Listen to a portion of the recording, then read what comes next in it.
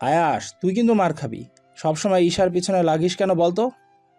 সাথে সাথে হাসান মাহমুদ আয়েশের পক্ষে বলে উঠলেন। ঈশা, তুই সবসময় সব কিছুতে নালিশ কেন করিস বলতো? আয়াস কি এমন বলেছে? হ্যাঁ, ও তো জাস্ট মজা করছিল। তুইও না? হাসান, তুই আমার সামনে ঈশা মাকে বকছিস? তোর তো সাহস কম না। আয়াসের সাথে সাথে তোরও শাস্তি হবে, দেখিস। হাসান মাহমুদ জানে ভাই তার কেন এমন বলছে। ঈশাকে খুশি করতে যে এমন বলছে সেটা কারো অজানা নয়। তাই উনি অন্যদিকে তাকিয়ে হাসলেন, কারণ ঈশাকে দেখিয়ে হাসলে ঈশা আরো চটে যাবে। সবাই কথা বলতে বলতে হলুদের অনুষ্ঠানে চলে আসলো। এত সময় ধরে আয়াস আর ঈশার মধ্যে হারজিত লড়াই হলেও এখন দুজনকে দেখে মনে হচ্ছে যেন একই সুতোয় বাঁধা। আয়াস ঈশার হাত ধরে রেখেছে, যেখানেই যাচ্ছে ঈশার হাত ধরে ওকে সহ সাথে নিয়ে যাচ্ছে। মনে হচ্ছে ছেড়ে দিলেই কোথাও হারিয়ে যাবে।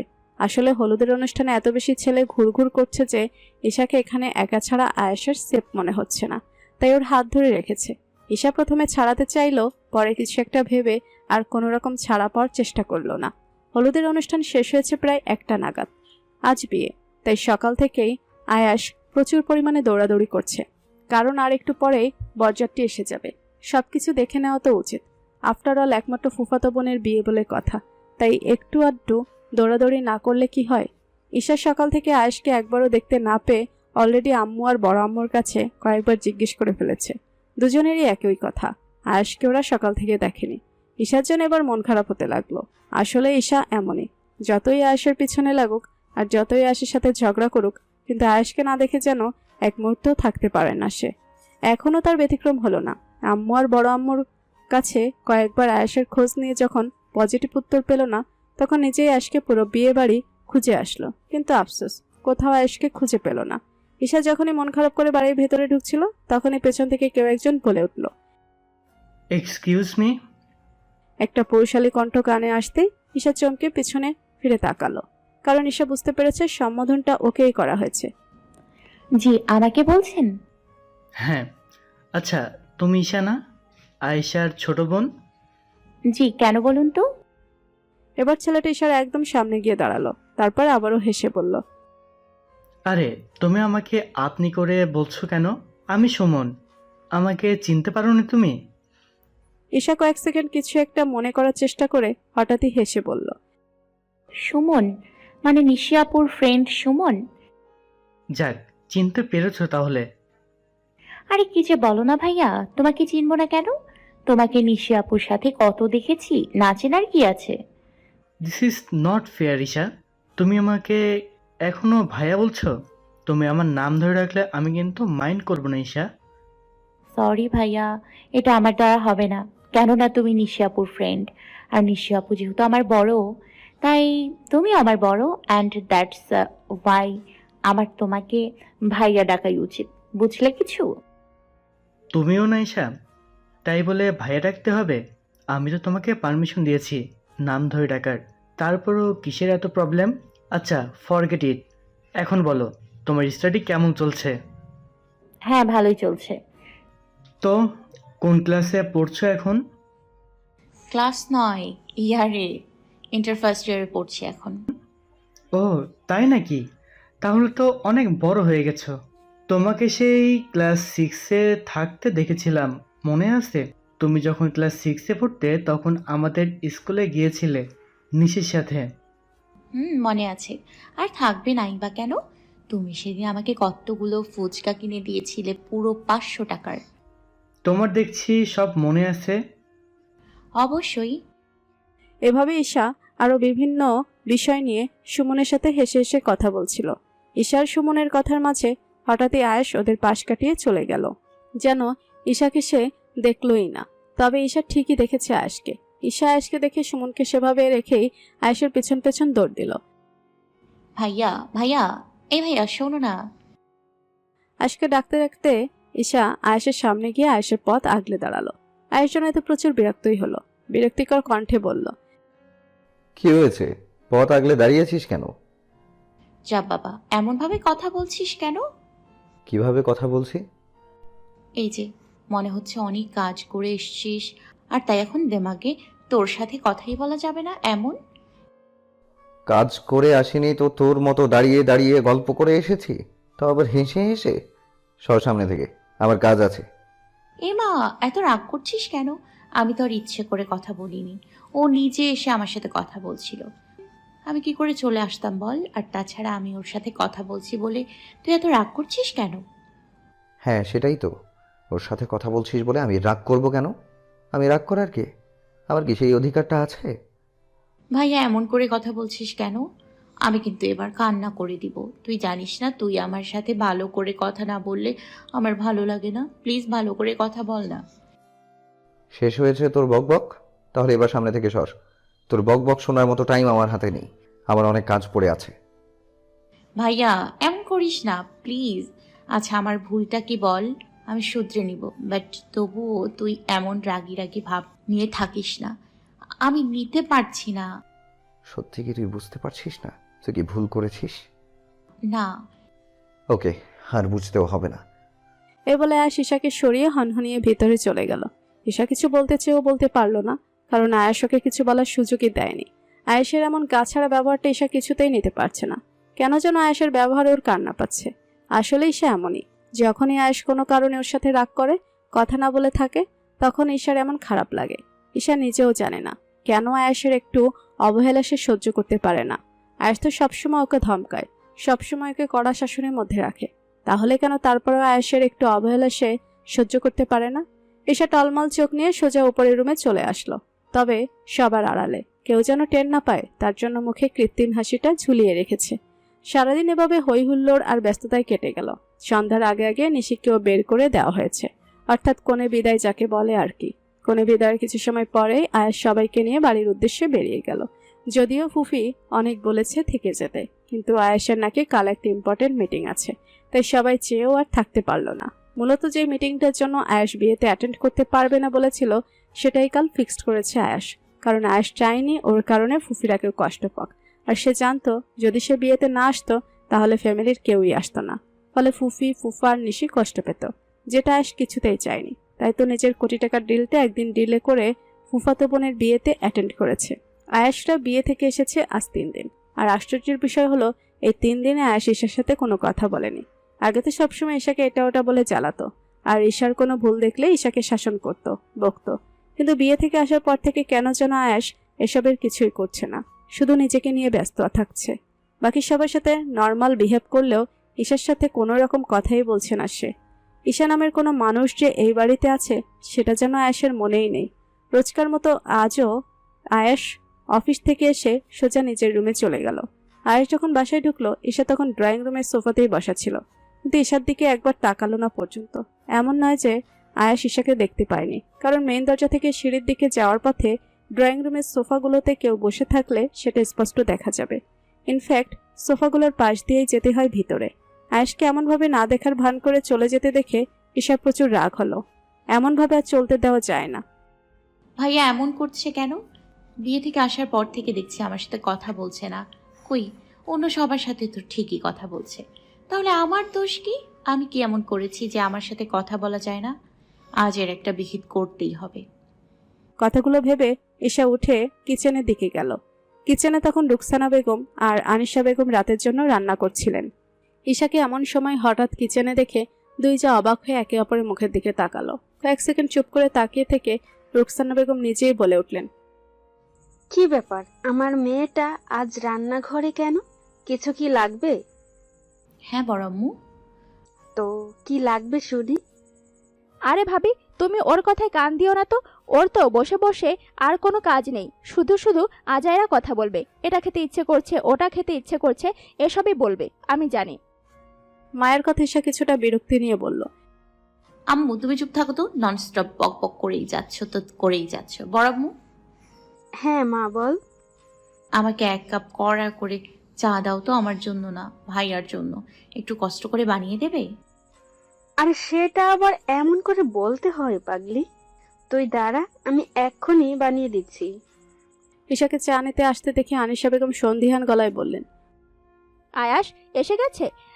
আচ্ছা, সত্যি তুই আয়াসের জন্য চা নিতে এসেছিস, নাকি আয়াসের নাম করে তোর জন্য নিতে এসেছিস? হ্যাঁ? রুকসানা বেগম প্রতিবাদ করে বললেন, আহা আনিশা, তুমি শুধু শুধু বকো না তো মেয়েটাকে। ঈশা মিথ্যা বলবে কেন? খানিক বাদে রুকসানা বেগম চা বানিয়ে ট্রে সমেত চায়ের কাপটা ঈশার হাতে দিয়ে বললেন, এই নে মা, যা গিয়ে আয়েশকে দিয়ে আয়।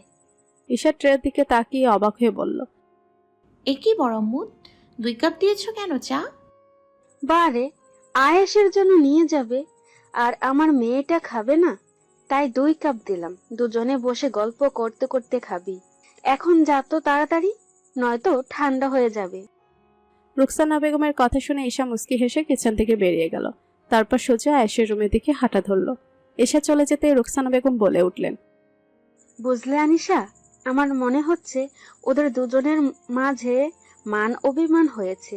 বিয়ে থেকে আসার পর থেকে আমি লক্ষ্য করছি আয়াস আর ঈশার মধ্যে একটু দূরত্ব চলছে। হ্যাঁ ভাবি, আমিও লক্ষ্য করেছি সেটা, কিন্তু কি বিষয়ে মানবিমান চলছে সেটাই তো বুঝতে পারছি না।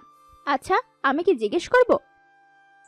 না না, তুমি জিজ্ঞেস করো না। আমরা বড়রা এর মধ্যে ঢোকার দরকার নেই। ওদের সমস্যা ওরা নিজেরাই ঠিক করে নিবে। এটাও ঠিক, তাহলে আমরা না জানার ভান করে থাকি, কি বলো? এছাড়া আর কিছু করার নেই। ছেলে মেয়ে দুটোকে নিয়ে আর পারি না। কোথায় আমরা ভাবছি ওদের এক করব, আর ওরা দেখছি দূরে দূরে হাঁটছে। এদিকে ঈশা আয়েশের রুমের দরজার কাছে এসে দাঁড়িয়ে আছে। ভেতরে ঢুকবে কি ঢুকবে না সেটাই হয়তো ভাবছে। আগে যখন তখন হুট করে ঢুকে গেল, এখন কেন যেন আয়েশের কাছ থেকে পারমিশন নেওয়াটা ঈশার প্রয়োজন মনে হচ্ছে। তাই শেষমেশ গলা খাকারি দিয়ে বলে উঠল, ভাইয়া আসবো? আয়েশ সবেমাত্র ওয়াশরুম থেকে ফ্রেশ হয়ে বেরিয়ে ড্রেসিং টেবিলের আয়নার সামনে এসে দাঁড়িয়েছে। গায়ে একটা টি শার্ট আর একটা ট্রাউজার। হঠাৎ ঈশার কথায় দরজার দিকে তাকালো। ঈশাকে চায়ের ট্রে নিয়ে দাঁড়িয়ে থাকতে দেখে একটু অবাকই হলো, কারণ অন্য সময় তো আয়েশ অফিস থেকে এসে ঈশাকে বলেও চায়ের জন্য পাঠানো যায় না, আর আজ কিনা না বলতেই চা নিয়ে এসেছে। তবে বেশি সময় লাগলো না ব্যাপারটা আয়েশের বোধগম্য হতে, যে কিনা ঈশা চা নিয়ে এসেছে। তবে আয়েশ গলবে না। ঈশার ন্যাকা কান্নায় আজ কিছুতেই গলা যাবে না, কারণ ঈশারও তো বোঝা উচিত যে আয়েশেরও একটা ইমোশনস আছে, ওরও একটা ফিলিংস আছে। আয়েশকে চুপ করে থাকতে দেখে ঈশা আবারও সেম কথা রিপিট করলো, ভাইয়া আসবো? না, আমার রুমে তোর আসার কোনো দরকার নেই। তোর চা এনেছিলাম ভাইয়া, ভেতরে না আসলে চা দিব কি করে? আমার চা লাগবে না, আর তোরও আসতে হবে না আমার রুমে। কিন্তু কেন ভাইয়া? কারণটা হলো তোর ওই কথায় কথায় ভাইয়া বলাটা। তোর ওই ভাইয়া বলাটা আমার জাস্ট অসহ্য লাগে।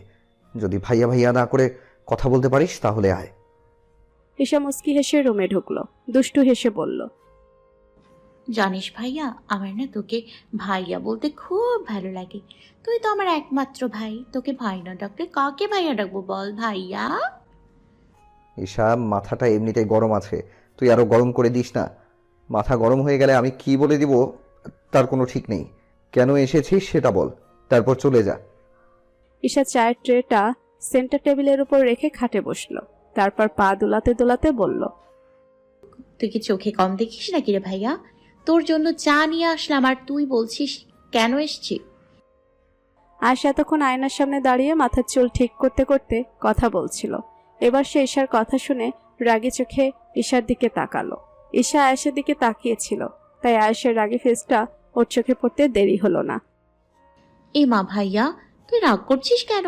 আমি তো ঠিক কথাই বললাম। আমি তো ঠিকই তোর জন্য চা নিয়ে এসছি, তুই দেখছিস না? আয় ভাইয়া, তাড়াতাড়ি বস অ্যান্ড চাটা পান কর, নয়তো ঠান্ডা হয়ে যাবে। তোর চা তুই খা। রাগী কণ্ঠে কথাটা বলেই আয়াস ল্যাপটপ খুলে নিয়ে সোফায় বসে পড়ল। ঈশা কয়েক সেকেন্ড চুপ করে আয়াসকে ভালো করে লক্ষ্য করে তারপর বলল, ভাইয়া, সত্যি কি চা খাবি না আজ? না, খাবো না। ভাইয়া, এত রেগে রেগে কথা বলছিস কেন? তাহলে এখানে বসে আছিস কেন? চলে যা আমার রুম থেকে। ইনফ্যাক্ট যে সুন্দর করে কথা বলবে তার কাছে যা। আমার রুমে বসে আছিস কেন? সত্যি চলে যাবো ভাইয়া? আয়াস এতক্ষণ ল্যাপটপ টিপতে টিপতে কথা বলছিল। ঈশার কথা শুনে এবার রাগী চোখে তাকালো ঈশার দিকে। আচ্ছা আচ্ছা, চলে যাচ্ছি আমি, তবে চাটা খেয়ে নিস, অনেক অনেক কষ্ট করে বানিয়েছি তো তাই। এই বলে ঈশা বসা থেকে উঠে হাঁটা ধরল। আয়াস তাচ্ছিল্য হেসে আবারও ল্যাপটপে মনোযোগ দিল। তবে দরজা অব্দি গিয়েও কেন যেন আবার পেছন ফিরে তাকালো ঈশা। ভাইয়া, আবারও বলছি, সত্যিই চলে যাব? আমি আবারও বলছি, তুই দয়া করে আমার রুম থেকে বিদায় হ। ওকে, আমি তাহলে যাচ্ছি। ও হ্যাঁ, একটা কথা তো তোকে বলতে ভুলেই গিয়েছিলাম ভাইয়া। ওই যে নিশিয়াপুর ফ্রেন্ড সুমন আছে না, ও কিন্তু আমাকে তোর মতো ভাইয়া ডাকতে মানা করেছে, আর আমাকে নাম ধরে ডাকার অনুমতি দিয়েছে, আর মোবাইল নাম্বারও দিয়েছে। ও হ্যাঁ, ফ্রেন্ড রিকোয়েস্টও দিয়েছে মনে হয়। ভাবছি তুই যখন আমার সাথে কথা বলিস না, এখন থেকে আর তোর রুমে আসবো না। তোকে কেন শুধু শুধু ডিস্টার্ব করব, আমি বরং সুমনের সাথেই কথা বলবো। যাই কি ওর ফ্রেন্ড রিকোয়েস্টটা অ্যাকসেপ্ট করে ওকে একটা হাই বলে আসি। ভেবেছিলাম তোর সাথে বসে চা খেতে খেতে গল্প করব, বাট তুই যখন আমার সাথে কথাই বলবি না, তাহলে কি আর করা। আসছি আমি। এই বলে ঈশা বসা থেকে উঠে হাঁটা ধরল। আয়েশ তাচ্ছিল্য হেসে আবারও ল্যাপটপে মনোযোগ দিল। তবে দরজা অব্দি গিয়েও কেন যেন আবার পেছন ফিরে তাকালো ঈশা। আয়েশ ল্যাপটপের দিকে তাকিয়েই কথা বলছিল। ঈশার লাস্ট কথাগুলো শুনে ভুরু কুচকে ঈশার দিকে তাকালো সে। ঈশা কথাগুলো বলেই চলে যাচ্ছিল। ঈশা দাঁড়া। ঈশার সাথে সাথে থেমে গেল। আসলে ঈশা জানতো আয়াশ ওকে ডাকবে, তাই চলে যাওয়ার অভিনয় করছিল মাত্র। আর যখনই শুনলো আয়াশ ওকে দাঁড়াতে বলেছে, অমনি সে থেমে গেল। পেছন ঘুরে তাকালো সে। তারপর আয়েশার চোখে চোখ রেখে সরল গলায় বলল, ভাইয়া কিছু কি বলবি? ডাকলি যে আবার? চাটা কি খাওয়ার জন্যই এনেছিস? হ্যাঁ, চা এনেছি যেহেতু নিশ্চয়ই খাওয়ার জন্য এনেছি, তাই না?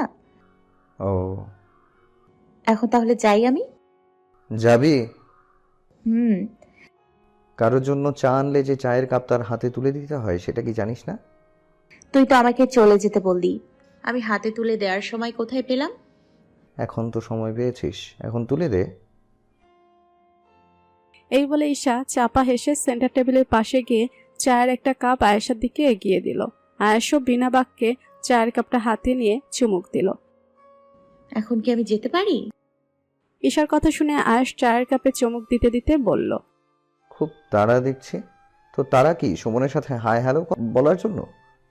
ঈশা লজ্জা পাওয়ার ভান করে লাজুক হেসে বলল, আসলে সুমন বোধহয় আমাকে ভালোবাসে, তাই ওকে একটু বাজিয়ে দেখবো আর কি। যদি মনে হয় হ্যাঁ, তাহলে আমিও। এতটুকুতেই স্টপ যা, বাকিটা বলার দুঃসাহস ভুলেও করবি না। ঈশা বাঁকা হাসল, তবে সেটা আয়েশের অগোচরে। আয়েশের দিকে বরং অবাক দৃষ্টি রেখে বলল, কেন রে ভাইয়া? বাকিটা বললে কি হবে? আমি তো সত্যিটাই বলছি। বেশি বকবক না করে চাটা শেষ কর, তারপর ইম্পর্ট্যান্ট একটা কথা আছে তোর সাথে। খুব বেশি ইম্পর্টেন্ট? আয়েশ এবার চোখ গরম করে তাকালো ঈশার দিকে। ব্যাস ঈশার সাথে সাথে নিজেকে আত্মসমর্পণ করে বলল, ওকে ওকে, খাচ্ছি। সব সময় এমন চোখ লাল করে তাকানোর কি আছে? বলে ঈশা চায়ের কাপ হাতে নিয়ে খাটে পা ঝুলিয়ে বসে পড়ল। তারপর স্টাইলিশ করে চায়ের কাপে চুমুক দিতে লাগলো। আয়েশ বাঁকা চোখে তাকালো ঈশার দিকে, যেটা ঈশার দৃষ্টিগোচর হলো না। কিছু সময়ের মধ্যে দুজনের চা শেষ হয়ে গেলে মিনিট কয়েক নীরব থেকে আয়েশ এবার বলে উঠল, ঈশা, তুই বললি না যে আমি তোর সাথে কয়েকদিন ধরে ভালো করে কথা বলছি না? বলছিস না তো। বিয়ে থেকে আসার পর থেকে তো আমার সাথে কোনো রকম কথাই বলছিস না। শুধু ততটুকুই জবাব দিস যতটুকু আমি নিজ থেকে জানতে চাই। আচ্ছা, তুই কি চাস আমি তোর সাথে আবারও আগের মতো কথা বলি, তোর সাথে আবারও আগের মতো হয়ে যাই? চাই তো। তুই জানিস না, তুই আমার সাথে একদিন কথা না বললে আমার ভালো লাগে না। প্লিজ আমার অপরাধটা কি বল, আমি শুধরে নেওয়ার চেষ্টা করব। তারপরেও প্লিজ আগের মতো কথা বল আমার সাথে। ওকে, তাহলে আমি তোর সাথে আগের মতো করেই কথা বলবো। ইনফ্যাক্ট আগের থেকে আরও বেশি ভালো করে কথা বলবো, আগের থেকে আরও বেশি ক্লোজ হয়ে যাব তোর সাথে। ততটাই ক্লোজ হব যতটা ক্লোজনেস তুই কল্পনাও করতে পারবি না। আগের থেকে অনেক বেশি সময় দিব তোকে। বলতে পারিস আমার অফিস থেকে আসার পরের পুরো সময়টাই তোর, বাট তার জন্য তোকে একটা কাজ করতে হবে। ঈশা তো এমনিতেই আয়েশের আগের মতো করে ওর সাথে কথা বলার কথা শুনে খুশিতে আত্মহারা হয়ে গেছে। এখন আয়েশের মুখ থেকে বলা আগের থেকে আরো বেশি ভালো করে কথা বলবে, আগের থেকে আরো বেশি করে সময় দিবে শুনে ঈশার যেন খুশিটা আর ধরছেই না। আসলে ঈশা আয়েশকে এতটাই চোখে হারায় যে আয়েশের একটু অবহেলাও সহ্য করতে পারে না সে। ছোটবেলা থেকে আয়েশের সামান্য পরিমাণ অবহেলাও ঈশার বুকে গিয়ে লাগে। আয়েশ একদিন ঈশার সাথে কথা না বললে সেদিন ঈশা সারাদিন আয়েশের পেছন পেছন ঘুরত, আর একটাবার কথা বলার জন্য আয়েশকে নানাভাবে ইমপ্রেস করার জন্য চেষ্টা করত। যখন দেখতো আয়েশ কিছুতেই ইমপ্রেস হচ্ছে না, তখন ঈশা বসে বসে কান্না করত। কিন্তু এখন যেহেতু বড় হয়ে গেছে, তাই চাইলেও তো আর বসে বসে কান্না করতে পারবে না। আর এজন্য ঈশা অনেক মন খারাপ করে থেকেছে গত 2 দিন। তবে আজ যখন আয়েশের মুখে এমন কথা শুনলো, ঈশার মন খারাপটা মুহূর্তেই উবে গেল। মনে তার এক ফালি রোদ উকি দিল, হাসি হাসি মুখ করে বলেই ফেললো তাই। সত্যি বলছিস ভাইয়া? আমাকে আগের থেকেও বেশি সময় দিবি আর আমার সাথে আগের মতো কথা বলবি? তার মানে এখন থেকে অনেকক্ষণ ধরে গল্প করতে পারবো তোর সাথে, তাই না? হুম। ওকে, তাহলে আমার কি করতে হবে বল? তুই যা করতে বলবি আমি সব করব। সত্যি যেটা করতে বলবো সেটাই করবি? অফকোর্স করব। ভেবে বলছিস তো? আরে হ্যাঁ রে বাবা, আমি একদম ভেবে বলছি। তুই বরং কি করতে হবে সেটা বল। আচ্ছা ওয়েট।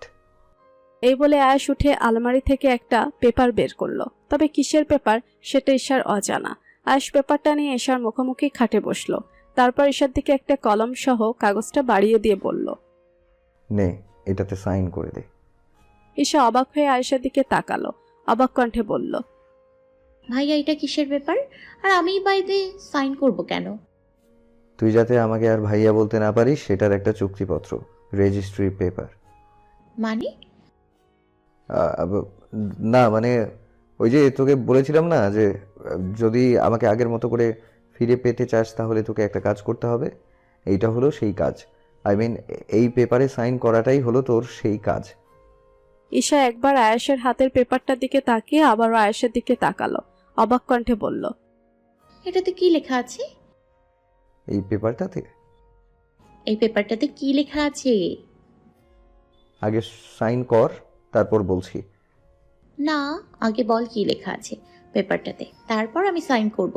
আচ্ছা, বাই এনি চান্স তুই কি আমার প্রপার্টি সব তোর নামে করে নিতে চাইছিস না তো ভাইয়া? ধরে নে তাই। তবে তোর প্রপার্টি আমার নামে করব না, বরং আমার প্রপার্টিটাই চূড়ান্তভাবে আমার করে নিব। এখন ঝটপট সাইনটা করে দে তো। তুই কিন্তু বলিসনি ওটাতে কি লেখা আছে। বল না ভাইয়া, এই পেপারে কি লেখা আছে? আচ্ছা, তোর বলতে হবে না, আমাকে দে, আমি নিজেই পড়ে দেখি এটাতে কি লেখা আছে। এদিকে দে তো পেপারটা। কথাগুলো বলে ঈশা যেই না আয়েশের দিকে কাগজটা নেওয়ার জন্য হাত বাড়ালো, অমনি আয়েশ কাগজটা পেছনে নিয়ে গেল। হুম, তোর এটা পড়া হবে না। আই মিন তুই পড়তে পারবি না এটা। ধরে নে এই পেপারটা না পড়ে সাইন করাটাও তোর অন্য আরেকটা কাজ। সো এইটা না পড়েই তোকে সাইন করতে হবে। এ কি ভাইয়া, পেপারটা আমি পড়তে পারবো না মানে? পেপারটা যদি আমি না পড়ি তাহলে বুঝবো কি করে এটা কিসের পেপার আর আমি কিসে সাইন করব? আচ্ছা লিসেন, আমি বলছি তোকে এই পেপারে কি লেখা আছে। বল তাহলে। এই পেপারটাতে কয়েকটা শর্ত লেখা আছে। অর্থাৎ এই পেপারে সাইন করবি মানে হলো তুই পেপারে থাকা আমার সব শর্তে রাজি আছিস। তবে শর্তগুলোর মধ্যে 1 নম্বর যেই শর্তটা আছে সেটা হলো এখন থেকে তুই আমার সব কথা শুনবি। ইনফ্যাক্ট আমি যাই বলবো তুই সব কিছু বিনা বাক্যে মেনে নিবি। আর 2য় নম্বর শর্ত হলো তুই আমার কোনো কাজে বাধা দিতে পারবি না। কোনো কাজে বাধা দিতে পারবি না মানে কোনো কাজেই না। ইনফ্যাক্ট তোর সাথে কিছু করলেও বাধা দিতে পারবি না। আর 3 নম্বর শর্তটা হচ্ছে এখন থেকে তুই আর আমাকে ভাইয়া বলে ডাকতে পারবি না। আমাকে তুই করেও বলতে পারবি না, ভুলেও না। আমাকে তুমি করে বলতে হবে। বল রাজি? 1 মিনিট ভাইয়া, আমি রাজি হওয়ার কথা আসছে পরে।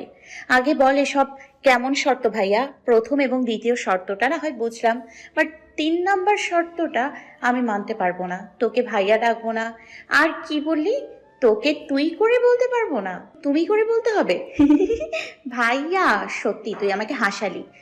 আমি তুমি করে বলবো, তাও তোকে? ইম্পসিবল। আমি প্রথম 2টা শর্ত মানলেও 3য় শর্তটা মানতে পারবো না। আমি কিছুতেই তোকে ভাইয়া বলাটা ছাড়তে পারবো না, আর কিছুতেই তুমি করে বলতে পারবো না। দরজাটা খোলাই আছে, তুই তাহলে আসতে পারিস। ভাইয়া। আর একটা কথাও না, যেতে বলেছি যা। আর হ্যাঁ, এরপর থেকে আমার রুমে আসার আগে পারমিশন নিয়ে আসবি। আর ভুলে যাবি আয়াস নামের তোর কেউ ছিল। ঈশা বুঝতে পারলো আয়েশ ওর শর্তগুলো নিয়ে খুবই সিরিয়াস। আয়েশ যেটা বলেছে সেটা ওকে মানতেই হবে, সে যে শর্তই হোক, অন্যথায় আয়েশ ওর সাথে কখনোই কথা বলবে না। এসব ভাবনায় পড়ে গেল সে এখন কি করবে এটা নিয়ে। আয়েশের শর্তে কি রাজি হবে? কিন্তু আয়েশের শর্তে রাজি না হলে তো আয়েশ সত্যি সত্যি কথা বলবে না ওর সাথে। আয়েশ ওর সাথে কথা বলবে না, এসে এটা কিছুতেই মানতে পারছে না। হ্যাঁ, আয়েশের শর্তে রাজি হয়ে যাওয়াটাই বেটার হবে, কারণ এসা চায় না আয়েশ আর ওর মধ্যে দূরত্ব তৈরি হোক। সে সহ্য করতে পারবে না আয়েশের অবহেলা। ঈশা যখন এসবই ভাবছিল তখনই ঈশার ভাবনায় সুতো ছিঁড়ে আয়েশ বলে উঠল, কি হলো, এখনো বসে আছিস কেন? যা। যাবো তো, তার আগে পেপারটা দে, আমি সাইন করে দিই। মুহূর্তে আয়েশের মুখে হাসি ফুটল। আয়েশ খুশি হয়ে বলল, সত্যি বলছিস তুই? তুই সাইন করবি এই পেপারে? করবো তো, বাট আমার কথা হলো, তুই আমার সাইন করার কথা শুনে এত খুশি হচ্ছিস কেন? সে তুই বুঝবি না, এখন জলদি সাইনটা করে দে তো। বলে আয়েশ ঈশার সামনে কাগজটা রেখে সেটার উপর একটা কলম রাখলো। তবে কাগজটা আয়েশ খোলাখুলিভাবে ঈশার সামনে রেখেছে তা কিন্তু নয়। কাগজটা রেখে সেটার উপর অন্য একটা সাদা কাগজ রেখে পুরো কাগজটাই ঢেকে দিয়েছে। পুরো কাগজটা এমনভাবে রেখে দিয়েছে যেন শুধু সাইন করার স্থানটাই দেখা যায়। ঈশা এক নজর আয়েশের দিকে তাকিয়ে মুখ বাঁকিয়ে পেপারটাতে সাইন করে দিল। আয়েশ এটা দেখে মুচকি হাসলো। সাইন করা হলে ঈশা বলল, নে ভাইয়া, সাইন করে দিলাম, এবার তুই খুশি? ইস্যু, তুই কি শর্তের কথা ভুলে গিয়েছিস? আমার বইয়েই গেছে। তার মানে তুই আমার শর্ত মানবি না, তাই তো? আরে আমি সেটা কখন বললাম? মানবো তো, বাট আমার না কেমন কেমন লাগছে, হঠাৎ তুমি করে বলাটা কেমন যেন লাগছে। আর সবচেয়ে বড় কথা হলো, আজ হঠাৎ তুমি করে বললে বাসার সবাই কি ভাববে? ভাববে আমরা গোপনে বিয়ে করে নিয়েছি। হ্যাঁ, সে তো করেই নিয়েছি। ঈশা অবাক চাহনি নিয়ে তাকালো আয়েশের মুখপানে। ঈশার অবাক চাহনি দেখে আয়েশ থতমত খেয়ে গেল। কি বলে ফেলেছে এটা সে? দ্রুত কথা ঘুরানোর জন্য বলল, আরে যা ভাবার ভাবুক, তাতে আমার কি আসে যায়? আর তাছাড়া সবাই আমাদের ঘরের মানুষই তো, তোকে এইসব নিয়ে ভাবতে হবে না, আমি ম্যানেজ করে নেব। আচ্ছা, একটা কাজ করলে হয় না? কি কাজ? সবার সামনে তুই করে বলবো, আর যখন শুধু আমরা একা থাকবো তখন তুমি করে বলবো, হবে না? আচ্ছা ঠিক আছে, তবে যতটুকু সম্ভব ভাইয়া বলাটা এড়িয়ে চলবি, ওকে? আয়েশ একটু ভেবে বলল। আয়েশ উঠে কাগজটা আবারও আলমারিতে তুলে রাখলো যেখান থেকে সে এটা নিয়েছিল। তারপর সোফায় বসে ল্যাপটপটা খুলে নিয়ে আবারও কাজ করতে লাগলো। ঈশা কয়েক সেকেন্ড চুপ করে বসে থেকে উঠে রুম থেকে বেরিয়ে গেল। আয়েশ এক পলক ঈশা যাওয়ার দিকে তাকিয়ে বাঁকা হাসলো। ইস্যু, তুই তো গেছিস, ভাবতেও পারবি না আমি তোকে কিসের পেপারে সাইন করিয়েছি। তুই কল্পনাও করতে পারবি না যে তুই নিজের অজান্তেই পুরোটা আমার হয়ে গেছিস। আজ থেকে তুই পুরোটাই আমার, শুধুই আমার। জাস্ট আর একটা ছোট্ট কাজ করা বাকি আছে, যেটা আমি খাবার টেবিলে করে নেব, ব্যাস। আর কোনো বাধা থাকবে না তখন। আমি জানি ইস্যু, আমার এটা করা ঠিক হয়নি, কিন্তু কি করতাম বল? তোকে যে সেই ছোট্ট থেকেই প্রচণ্ড ভালোবাসি। তুই সেদিন যখন সুমনের সাথে হেসে হেসে কথা বলছিলি, তখন আমার খুব কষ্ট হচ্ছিল। ঠিক বুকে এসে লেগেছিল তোর হেসে কথা বলাটা। আমি চাই না তুই কারোর সাথে বেশি ক্লোজ হ, তাই তো আগের থেকে আমার করে নিলাম, যাতে ঘড়িটা আকাশে উঠলেও নাটাইটা আমার হাতেই থাকে, আর দিন শেষে ঘড়িটাকেও আমার কাছে টেনে নিতে পারি। তাই তো গত 3 দিন ধরে তোর সাথে রেগে থাকার এই ছোট্ট অভিনয়টা করলাম, যাতে আমি বললেই তুই সাইন করতে রাজি হয়ে যাস। সব যখন এখন ঠিকঠাক হয়েই গেছে, আমি তাহলে কাজগুলো করে নিই। কথাগুলো নিজে মনে মনে আওড়িয়ে আয়েশ মুচকি হেসে ল্যাপটপে কাজ করা শুরু করলো। আজ যেহেতু ঈশাকে নিয়ে সব টেনশন মাথা থেকে নেমে গেছে, তাই আয়েশের কাজগুলো আজ ডিনারের টাইম হওয়ার আগে আগেই শেষ হয়ে গেছে। যেখানে অন্যান্য দিন রাত 12টা বাজলেও কাজ শেষ হয় না, সেখানে আজ রাত 9টা বাজতে আয়েশের সব কাজ শেষ। আয়েশ কাজ শেষ করে ল্যাপটপটা সাইডে রেখে উঠে দাঁড়ালো। তারপর সোজা হয়ে দাঁড়িয়ে গায়ের আলসেমি ভাবটা ছেড়ে নিল একবার। বেশি সময় বসে থাকলে শরীরটাতে কেমন যেন আলসেমি ভাব চলে আসে। রাত 10টা। আয়েশদের ফ্যামিলির সবাই ডাইনিংয়ে বসে আছে এই ডিনার করবে বলে। আসলে ওদের ফ্যামিলির একটা নিয়ম আছে, আর সেটা হলো এখানে কেউ আগে আর কেউ পরে খায় না, সবাই একসাথে বসেই খায়। এমনকি আয়েশের মা আর বড় মাও আয়েশদের সাথে বসে একসাথে খাবার খায়। অন্য ফ্যামিলির মতো বউয়েরা খাবার পরিবেশন করবে আর ছেলেরা খাবে, এই নিয়মটা আয়েশদের ফ্যামিলিতে নেই। রায়হান মাহমুদ, হাসান মাহমুদ, আয়াশ আর ঈশা ওরা সবাই ডাইনিংয়ে বসেছে, আর রুকসানা বেগম এবং আনিশা বেগম ওরা দুজনে কিচেন থেকে একে একে সব এনে রাখছে টেবিলে। কারণ খেতে বসলে তখন তার ডাইনিং থেকে কিচেন থেকে ডাইনিংয়ে দৌড়াদৌড়ি করা যায় না, তাই এই ব্যবস্থা। যদিও কিচেনটা ডাইনিং এর সাথেই লাগানো, বাট খাবার টেবিল থেকে কিছুর জন্য ওঠা রায়হান মাহমুদের পছন্দ না, আর তাই সবকিছু খাওয়ার আগে এনে রাখে।